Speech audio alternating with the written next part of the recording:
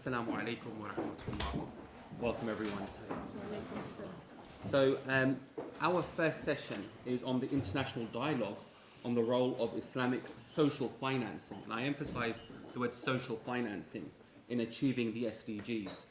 I'm your chair for this session. My name is Omar Suleiman. I sit on the board of the UK IFC. We just played a short video on the UK IFC and the role they are playing, leading the government task force on aligning Islamic finance and the UN SDGs. So this is a session curated by the UN, and so we are very honoured and humbled to have as guests who will both be providing keynote speeches. The first of which is Dr. Rola Dashti. She's the Executive Secretary of the Economic and Social Commission for Western Asia, and I believe the acronym is ESQUA, so I pronounced that properly. And then we will also have Dr. Al-Maraiki, the Humanitarian Envoy to the UN Secretary General.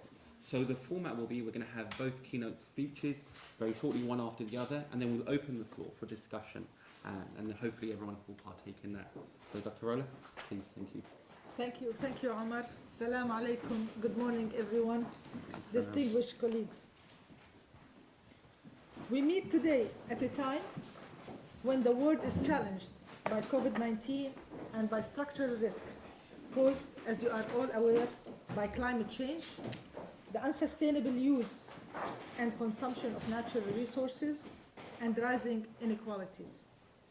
Developing countries, including those in the Arab region, where I come from, face multiple development challenges, but there has been increasing awareness that climate change is among the most urgent to address. Increasing episodes of extreme heat, waves, flooding, droughts, and sandstorms are threatening the region's biodiversity, ecosystem, health, and livelihoods, particularly those of vulnerable groups, notably women, children, and elderly. In face of these challenges, there is a commitment by stakeholders to accelerate the implementation of Sustainable Development Goals and the Paris Agreement, and to work collectively to bridge the funding gap. The instrument of Islamic social finance perfectly align with the spirit and values of the SDG: socioeconomic inclusion, enhanced connectivity, and building resilience to climate change. Zakat is an obligatory charity, while Waqf refers to bequests, trust, and/or endowments. In its simple definition, Waqf is investing and preserving the principal amount of an asset in order to spend the net income generated in unlimited charitable activities. Under any of its forms, benevolent finance is well anchored in the Islamic tradition. A good example is a waqf dedicated to taking care of a type of bird called storks, and in Arabic it's called laklak. This waqf was established in Fez, Morocco, a few centuries ago, and exhibits an elevated consciousness of preserving the environment and biodiversity through endowments for nature. Esteemed friends and colleagues, zakat and awqaf assets throughout the Muslim countries exceed $3 trillion. There is an opportunity to optimize the benefits of these important charitable instruments to support innovative system, green financing mechanisms for climate action and sustainable development. Specifically, drawing upon these resources, we can help to overcome the financial gap facing many developing countries, particularly LDCs and middle-income countries, suffering heavy debt burdens from interest-bearing loans. This is particularly true in the Arab region, which suffers a heavy debt burden for pursuing climate action, with 8.5 times more debt received than grants for financing climate projects between 2013 and 2019. Funding for mitigation also exceeds funding for adaptation by 3.5 times, despite the Arab region being water scarce and heavily dependent on water sectors to support their livelihoods. Islamic social finance instruments, and in particular zakat and awqaf, are among the most important sources of funding that can be channeled as grants as opposed to interest-bearing loans to achieve our common agenda. In response to this challenge, ASQA has been pursuing innovative and Sharia-compliant finance through its climate SDG Debt Swap Donor Nexus initiative that draws upon the principle of muqayada, the barter. The debt swap mechanism hosted by ASQA entails the conversion of national debt servicing and/or principal payments on foreign debts into domestic investment for implementing climate-resilient projects that advance national sustainable development goals, which are pursued through collaborative agreements between debtors, creditors, and donors. Sharia-compliant finance is also very much in line with efforts to support scientific research and applications in new green technologies that build resilience to climate change. The significant increase in the issuance of sovereign, corporate, and multilateral green sukuk is an example. Green sukuk has provided funding for solar and wind renewable projects, in addition to numerous biotechnology innovations, including for soil remediation in Islamic countries. Opportunities presented by frontier technologies span countless applications that can help countries and communities to overcome climate risks. In tandem, the transition towards a more sustainable and just energy system has already begun. Oil and gas producing Arab states have articulated zero emissions goals and are working diligently to diversify their economies and improve their energy productivity. Water and energy scarce countries such as Jordan have become global leaders in treated wastewater reuse, while Morocco have invested in combined solar power to desalinate water for its parched southern Sahel region. These efforts demonstrate a sustainable development vision nested in more efficient use of natural resources to support present and future generations.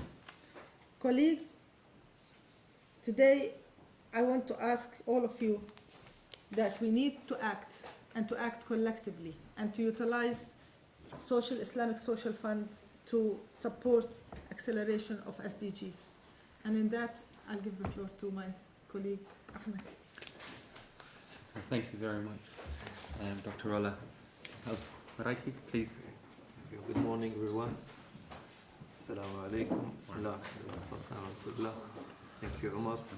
I would like to thank Her Majesty Treasury and Islamic Development Bank and Islamic Finance Council UK for inviting me here today on their Islamic Finance Day. Today is important in providing a forum to explore opportunities for faith investors to align supporting climate adaptation mitigation to achieve the SDGs. Her Excellency Dr. Dashti has already given us a background on important the Islamic social finance mechanism can play in combating climate change, but that it's only the beginning. The truth is that we are only beginning the conversation and we are only at the very beginning of understanding how truly harness these mechanisms for change.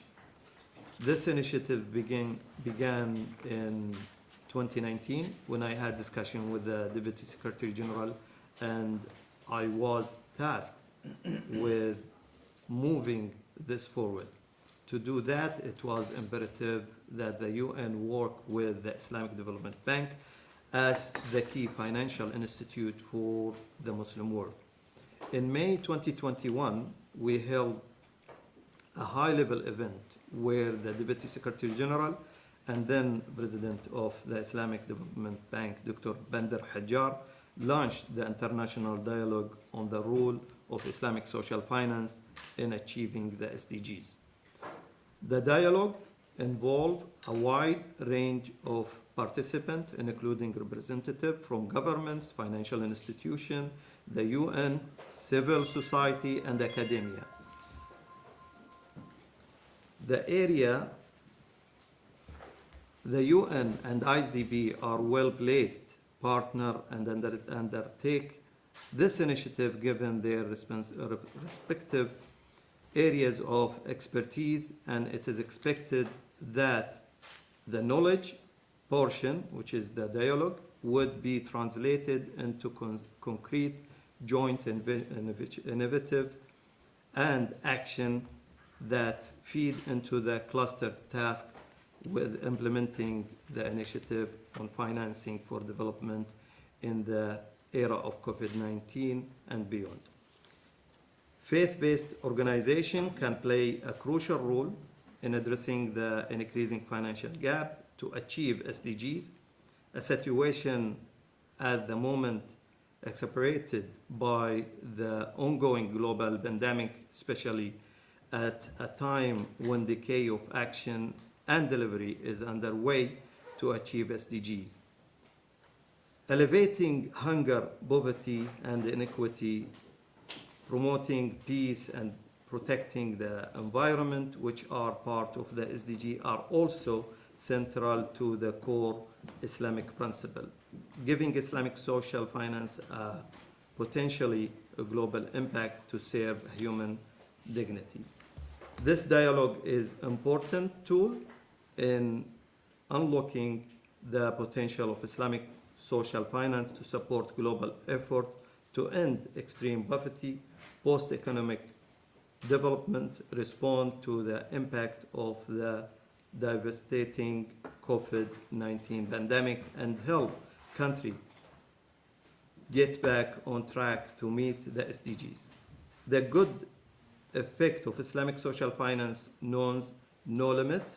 Once we have the mechanism, we can use the fund to achieve the SDGs for any alliance like the ACT Accelerator, COVAX facility, or resilient building for future pandemic. As the UN Secretary General and current President of Islamic Development Bank pointed out in September, there is also a role for zakat, sadaqat, and awqaf in addressing social protection floors for the 4 billion people who fall outside existing coverage, and to search to creation of decay jobs in both the green and care sector. We must have better understanding of tools of Islamic social finance, zakat, awqaf, and sadaqat, and then we can find the best mechanism to implement those tools within the existing UN system. This is the ultimate purpose of dialogue and indeed our roundtable today. Thank you. Thank you very much. Thank you both for your speeches.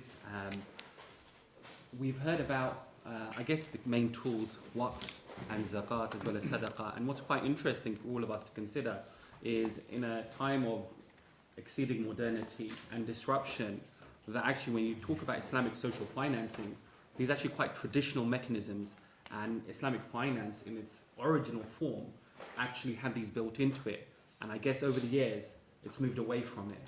And so the examples we have of awqaf or perpetual endowments are traditional, and it's actually a calling back to move back to its original form.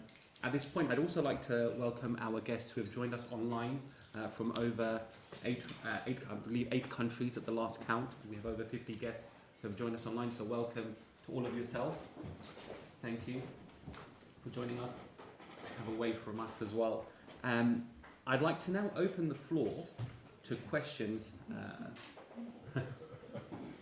We can't hear you, but I'd like to open the floor. If I can ask everyone, before you ask your question, if you can just very briefly introduce yourself, so your name and your organization and who you're directing the question at, that would be appreciated.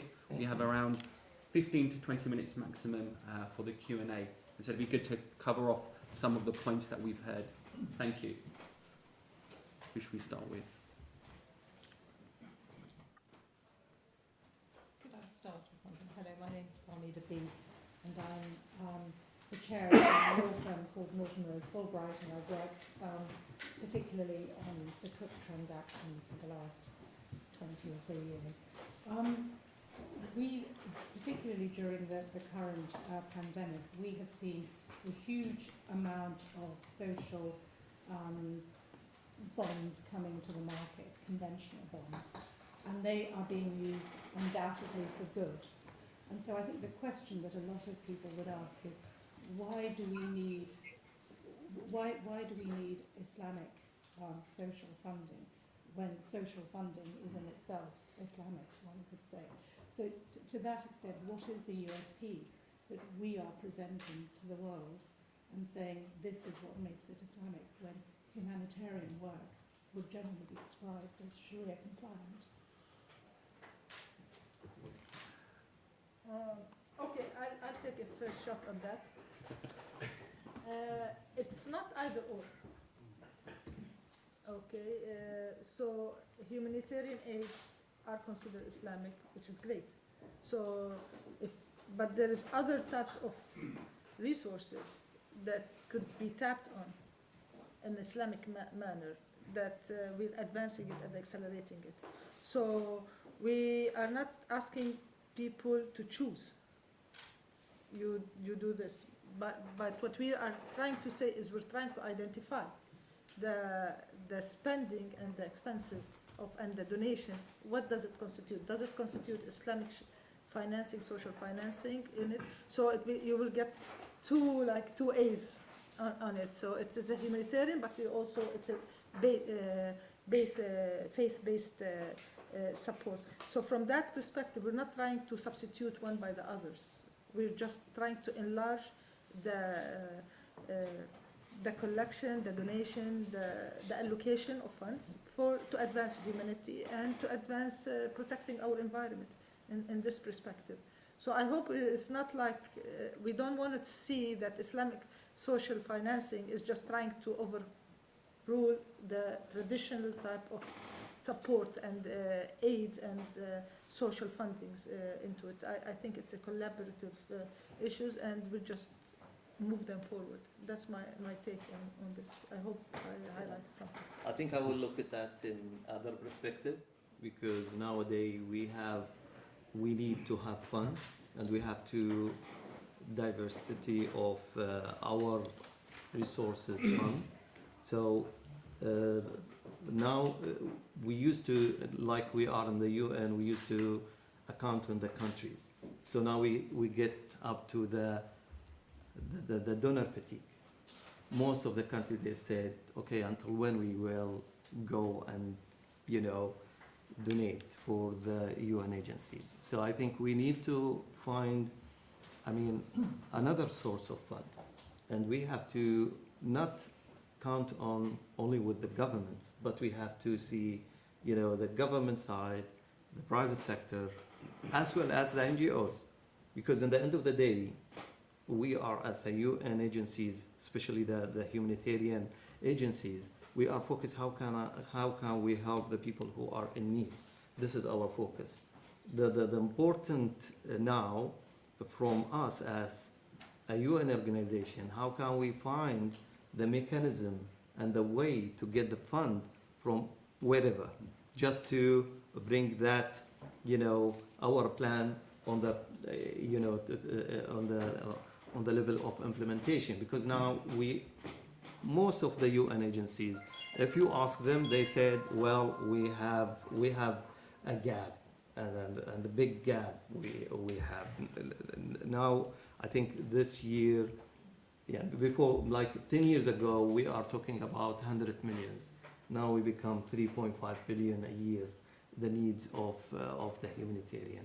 So how can we get this gap?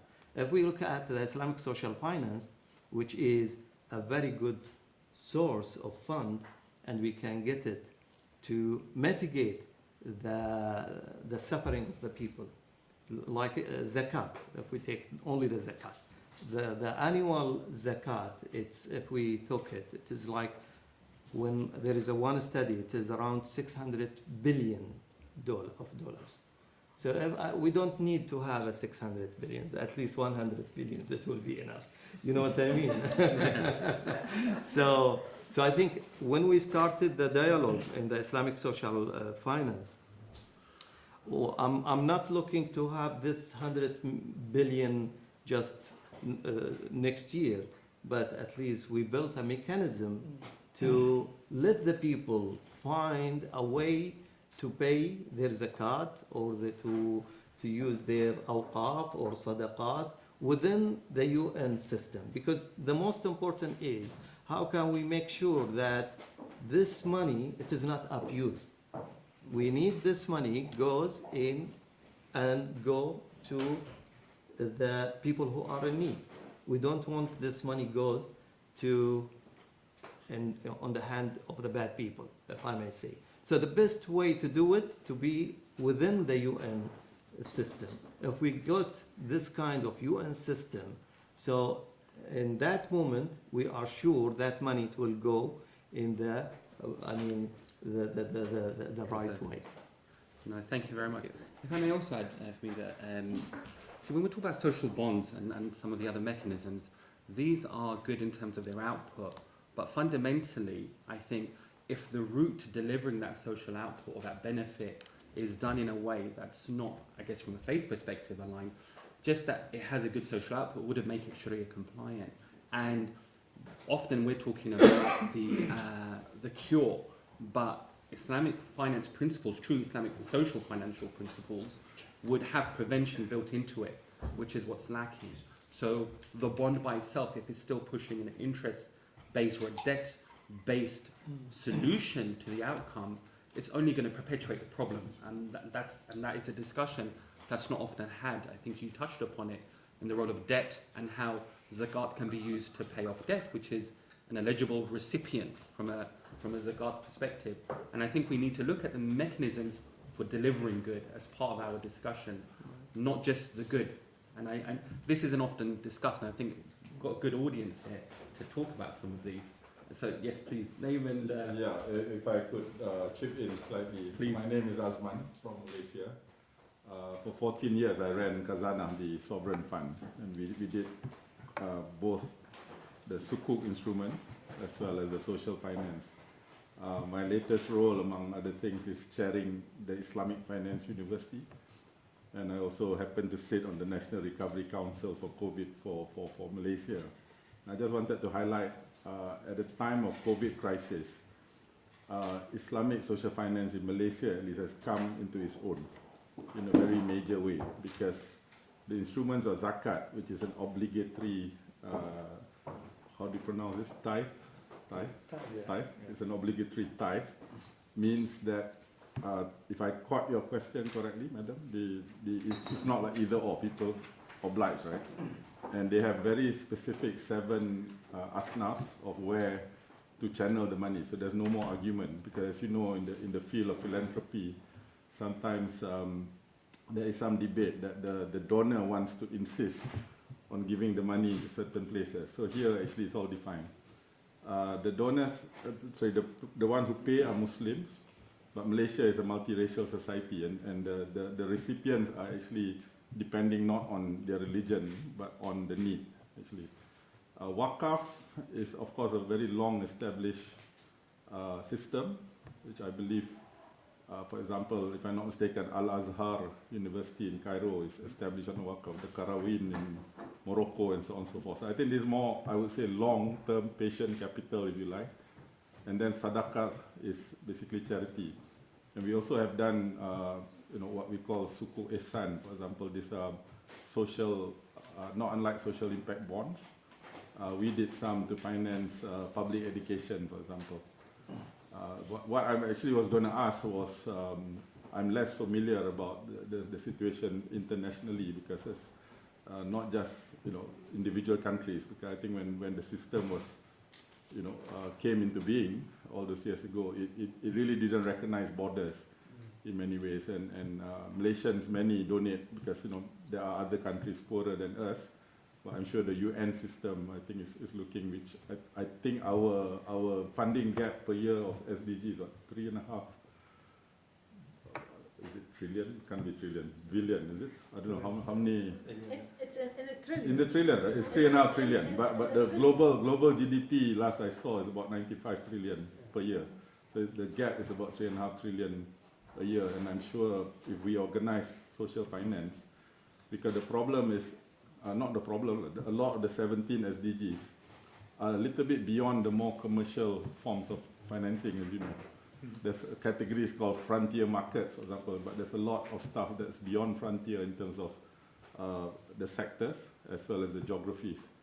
So I think there's room, not just Islamic, but any form of social finance to address this, because that gap is going to be there, the 3.5 trillion.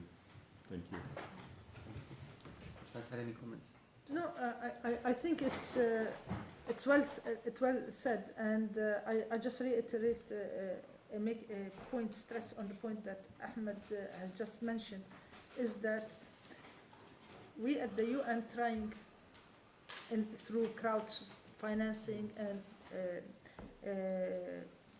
to bring donation and faith-based through social Islamic to the causes of the SDGs that fulfill are part of the Sharia compliance issue. So that first the trust, but the other way is to expand, not the multi-donors, let's say multinational companies or governments, but also to be reaching out to the masses and mainstreaming it and connect them with the SDG and accelerating the SDG. And this is where we're trying to do this initiative also with the Islamic Development Bank at the United Nations, creating that type of fund, and then addressing and highlighting different projects globally, and then people can do their crowd funding and they just go and tap and they will see, I want this project, and then they can go into it. It's a Sharia compliant, and then they can see, as they said, the process, as Omar was saying, is also the process, how it is Sharia compliant, and the reach out of it. And this is where it's taking us time to do the mechanisms itself of it, and build the mechanisms to ensure that it is Sharia compliant, as well as to be able to reach out to the masses. And it's as been said now with our friend, is that it doesn't have to be, you have to be a Muslim to donate into it, but for people who want security from faith-based issues, they can see it. But then it's open to everybody. I just want to comment for what my brother from Malaysia said. I think we have a lack of understanding of the Islamic social finance. So this is what we did actually in this dialogue. What we did first, because it is a very sensitive issue, especially for the Muslim country, and because it is we don't want only the kind of a group or a private sector or a countries. We are looking also for the individual. In the dialogue and this mechanism, what we are looking to have it in the future, inshallah, we are not looking for only a certain group. No, we want each Muslim, whether in the Asia or in Europe or in America or in anywhere in the world, can donate through this mechanism. And you can imagine if we have all those Muslims can donate with very trust mechanism within the UN. I think the key here is the understanding of how can we use this mechanism and how can we get the benefit from the mechanism. This is one. The second, because the issue of especially the zakat, maybe the sadaqat and the awqaf, it is not that much sensitive like the zakat. The zakat, it is a little bit more sensitive, and it is reach more than the other, financial, the Islamic social finance. So because of the zakat, it is sensitive, so we have to also have that kind of agreement from everyone that what we are doing, it is compliant to Sharia, and it is the right thing that to do. So this is why we take our time to open the dialogue for more than 6 months. We have now five seminars the first, the first 4 seminars was just to give a background about the zakat, about the sukuk, about to understanding from both parties, the specialists from zakat, they participate and give their view, and then we take it in the second level, which is where the successful story from the UN agencies. So we took from the UNICEF that successful story in zakat. We took also an example from UNHCR and from NANORWA. And there is a lot of successful story with the zakat. And the idea is, in the end, we will have a roadmap from those successful story. How can we become with a comprehensive system that help the Muslim to donate through the UN system? So how can we have a mechanism within the UN system that help every Muslim to donate, and also with, whether individual or NGOs or even a zakat fund in each country, because not all of the Muslim country has their own zakat fund. But I think if we succeed to have this kind of mechanism, I think it will fill much of the gap. Especially, I will finish on that, especially 60% or more than 60% of the crisis that's happening actually in the Muslim world, unfortunately. So I think it will be very easy to the people to donate through this system. Thank you. Thank you. Sorry, Assalamu alaikum, Your Excellency. I'm just curious because I also, the World Bank, I'm sure you know about, they launching, I think they did launch, and when I was in Davos, I was the head of the World Bank. It's Hassan, they call it? Mirza Hassan. And yes, and they're also, they have the same argument that because the World Bank members, they cannot anymore cope with the crisis, and so they want the Muslim. So how is that in collaboration with the World Bank initiative? Because this is the new UN. I know you've been the Islamic Development Bank, but how the system of the World Bank? So I'm saying, will people go for the World Bank to be part of that, or do they come to the UN? I understand, because they're doing the same campaign, and are you joining force with them? I just want to know if that's. We do a lot of coordination with the World Bank, IMF, and we have regular meetings. And the objective for us, as all member countries have agreed to the implementation to the SDG, the 2030 agenda, and the Sustainable Development Goal, and accelerating. So our direction, all of us are targeting to accelerating the achievement of the SDG by 2030 under the Agenda 2030. So we do not compete. We're trying to create more financing avenues to bring more people to be engaged in what we are talking about, Agenda 2030, as Sustainable Development Goals, and make them to mainstream the Sustainable Development Goals to the ordinary mainstream, to every single individual, that he is part and he has a responsibility. Either it could be by financing, okay, or if not by financing, by taking an action. Because we are way behind on achieving the SDG goals by 2030 globally, okay, and we need to advance this, and this is an option. Financing was identified as a core challenge also to accelerate the SDG. So we said, okay, here is as they say, the platform for all these different types of financing. Okay, we're bringing donation, we're doing social funding and stuff like that. And we felt that the Islamic social financing is not being tapped properly and adequately. And there is a gap. There's a gap on financing for delivering the SDG. And we found out that this element of the financing is not being tapped properly, and this is where the UN and the Islamic Development Bank and others are trying to tap, and other organizations and a lot of people here also are trying to tap on this to achieve the SDG, and we're trying to take a mechanism, and with the poisonous of information and about Islamization and radicalism and stuff like that, people want to feel safe, as Ahmed was talking about, is that you don't want to put your donation or your good intention, and then you find out it's going somewhere, and then you will be caught in terrorism or stuff like that. So that's why I'm saying that tapping of this Islamic social financing funds and amounts needs to be structured with the credible organizations and institutions, and what's more credible than the United Nations and the Islamic Development Bank, for example, as institutions. So this is where it is. So, and I always believe that financing is as creative as you are. You just need to be creative how to reach out to get the sources of financing, and this is where we're going. We just want to comment about this Okay, last cool. one. I just, this is why actually the purpose for this dialogue, and we'll make it like for 6 months, so we don't want to leave anyone behind. So we want to bring any initiative, because, you know, there is many of initiatives, but unfortunately, each initiative it is working as individual. It is not, collectively. We need to work to collectively, you know, and we need to have one system everybody trust on. Thank you. Well, Mark, I wonder if I might just make 2 brief comments.